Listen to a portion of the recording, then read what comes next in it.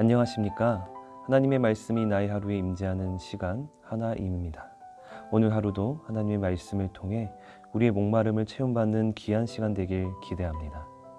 오늘은 로마서 9장 30절에서 10장 13절의 말씀입니다.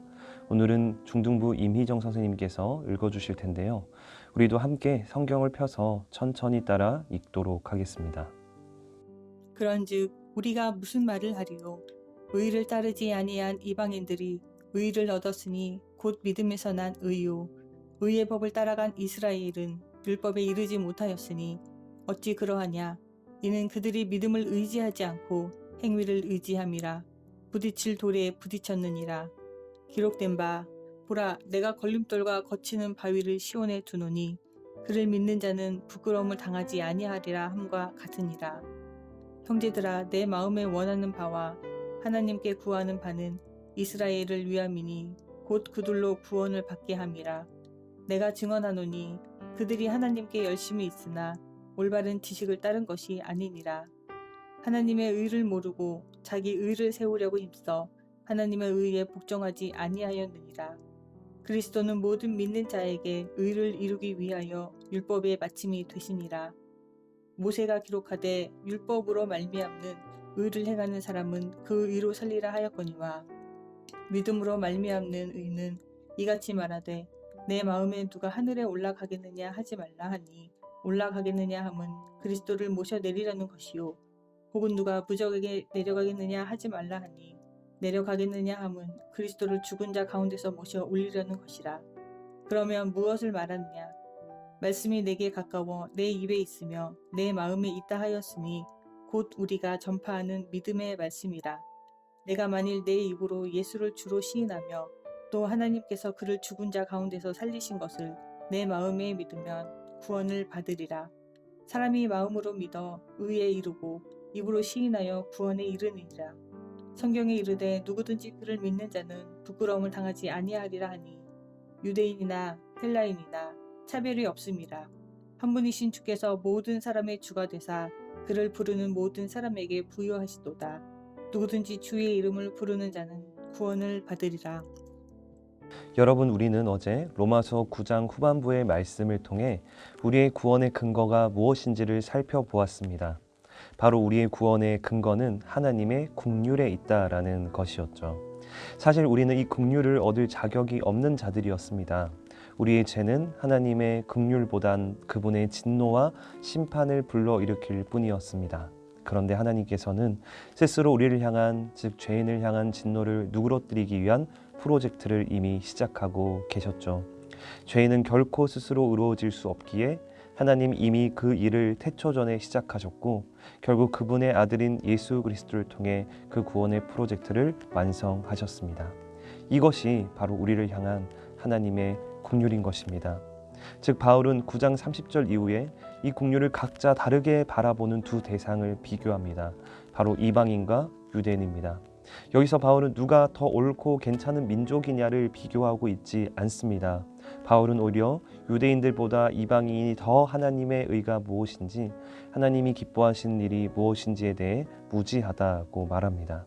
그러나 결국 의의 승리는 누구에게 있는가? 이방인들이라고 합니다. 하나님이 기뻐하시는 일이 무엇인지에 대해 더 무지했던 이방인들이 하나님 앞에 의로운 자들이 된 것이죠. 그리고 오히려 유대인들은 그 의에 대해 실패한 자들이라고 합니다. 여러분, 어떻게 이런 결과가 나올 수 있을까요? 어떻게 무지했던 이방인들보다 더 하나님 앞에 열심 있고 그분이 좋아하시는 목표가 무엇인지를 잘 아는 유대인들이 오히려 구원에 실패하게 되었을까요? 바로 그 이유에 대해 바울은 말합니다. 10장 2절의 말씀입니다. 그들이 하나님께 열심히 있으나 올바른 지식을 따른 것이 아니니라. 즉 유대인들은 하나님에 대한 열심이 있었습니다. 오늘날로 말하자면 모태신앙으로 교회를 꾸준히 출석하며 종교적인 행위를 나름 열심히 한 사람들이었던 것이죠. 그러나 아무리 열심히 뛰어나도 그 열심이 잘못된 지식에 근거한다면 그것은 헛되거나 돌이킬 수 없는 결과로 나타나게 됩니다.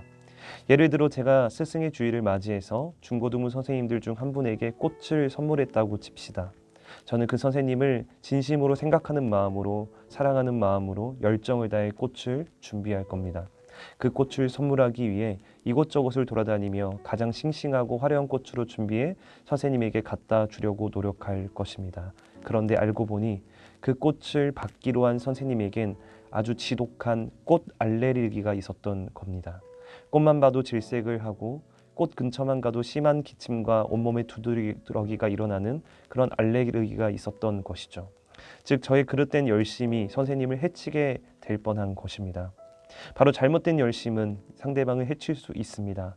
본인 스스로도 해칠 수 있습니다. 이것은 하나님 앞에서도 마찬가지입니다. 나는 열심히 한다고 했는데 그것이 오히려 하나님을 고통스럽게 하는 행동이 될 수 있다는 것이죠. 즉 우린 보통 열심 없는 나 자신의 모습 때문에 많이 좌절합니다. 나는 왜 이렇게 교회를 열심히 다니지 않을까? 왜 이렇게 열심히 봉사하지 않는 걸까?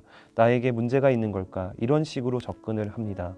그런데 이것에 앞서 우리가 먼저 더 생각하며 접근해야 할 것은 무엇이냐면 단순히 나에게 열심이 없다는 그 실망과 좌절이 아닌 바로 이것입니다.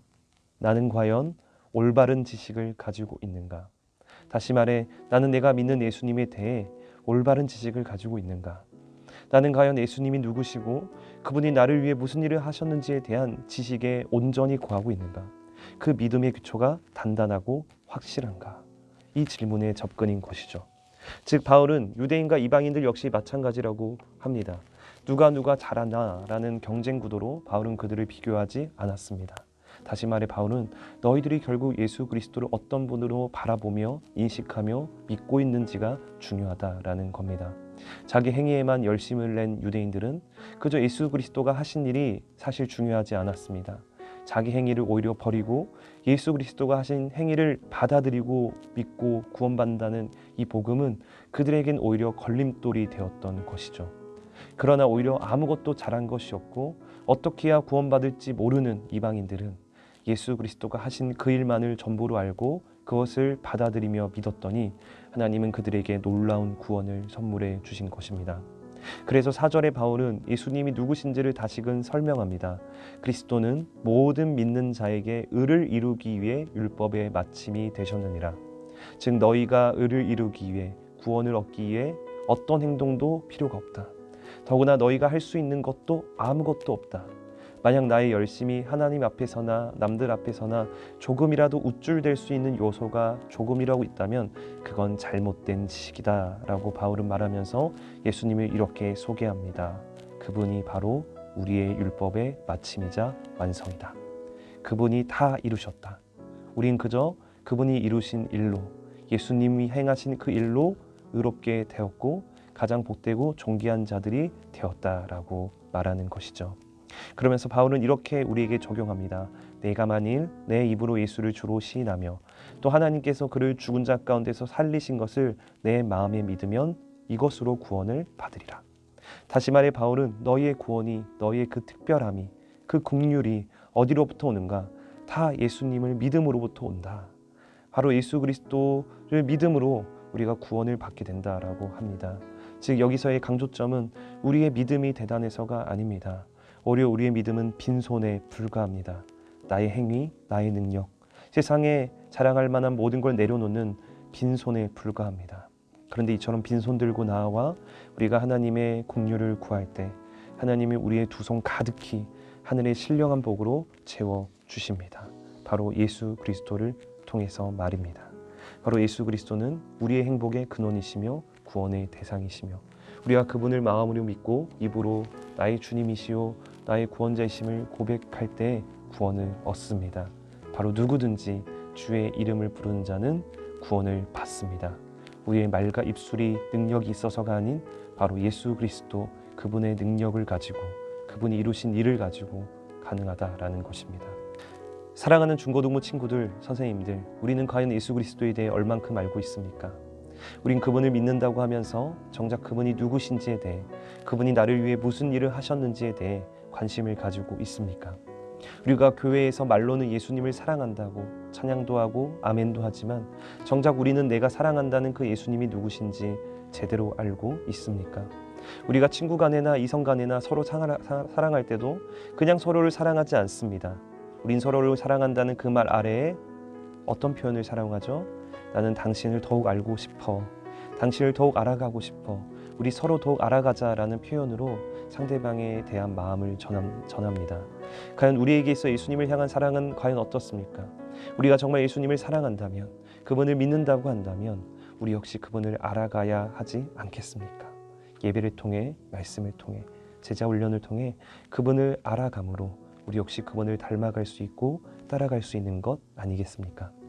바로 그리스도의 능력은 여기서부터 나타납니다. 예수님에 대한 올바른 지식, 즉 우리가 그분을 더욱 알아갈 때 예수님 말씀대로 우린 세상을 이기는 믿음을 가지고 이 힘들고 어려운 시절을 담대히 승리해 나갈 수 있습니다. 저는 우리 대한교회 중고등부 모두가 바로 그리스도를 아는 이 지식으로 함께 자라가길 소망합니다. 그분을 아는 일에 한 명도 소외된 자 없이 모두가 이 믿음 안에 굳게 거하길 주님의 이름으로 간절히 축복합니다. 매일 저녁 9시 하나님의 말씀이 나의 하루에 임재하는 시간, 오늘은 이것으로 마치도록 하겠습니다. 모두들 평안한 밤 되시길 바랍니다.